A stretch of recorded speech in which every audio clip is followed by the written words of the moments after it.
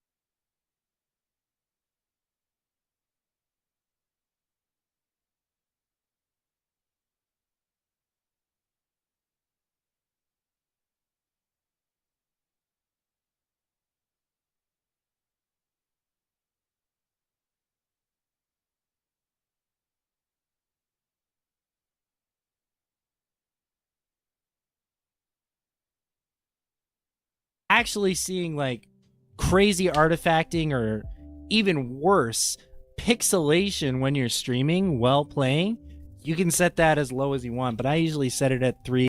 Typically, you're just going to want to set that this video is in, but usually when I record 1080p 60 FPS, this is at around 80-90% usage, and you should keep it anyway doing that much.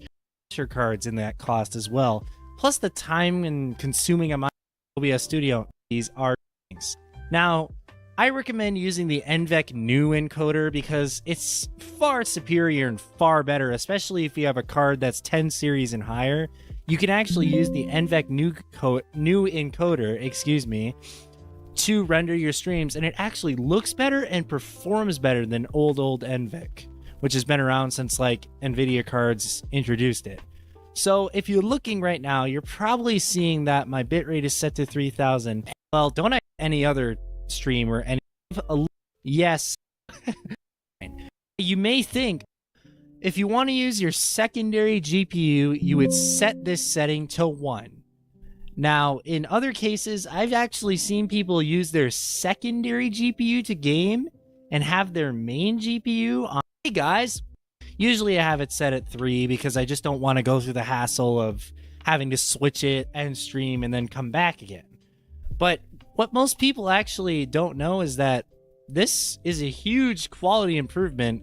Like going from 2 to 3 makes a huge quality bump, even if your bitrate is up. 2 is like great quality, and 3 will be horrible quality in still images, but very good quality in high motion content. If you're actually seeing like crazy artifacting or even worse, pixelation when you're streaming while playing, you can set that as low as you want, but I usually set it at 3. That's where you should keep it. Anyway, I've been rambling on about all these settings. This is all just tuning stuff. Now, here's the part that a lot of people actually just let OBS control. But typically, you're just going to want to set it to 720p 60 like you normally would have already with your auto settings and all that. This, though, this makes a difference. Say you were using an older graphics card, like mine, for instance. It's not using much, recording 30 FPS, which is what this video is in. But usually when I record 1080p 60 FPS, this is at around 80, 90% usage. And you kind of don't want to skimp on the usage, especially even if you're using a secondary GPU. You just don't want to overwork it. So if you have an older GPU, I'd recommend setting this to 16 samples. But if you have a brand new GPU or imagine your board or stream, and once you've done that, just do a couple of test streams with your task manager open. See if your second GPU is getting utilized, and if it is, then you successfully replicated all.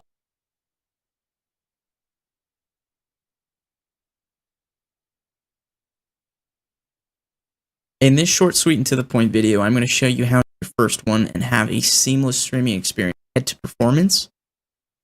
You'll notice GPU 0 is your default GPU. GPU 1 is my secondary one, currently recording this and streaming with. So, when you're done there, open up your settings and head over to Output. From there, click on Advanced and make sure that this is NVENC, so that way it uses your GPU to render everything. At the bottom, this is where you change it to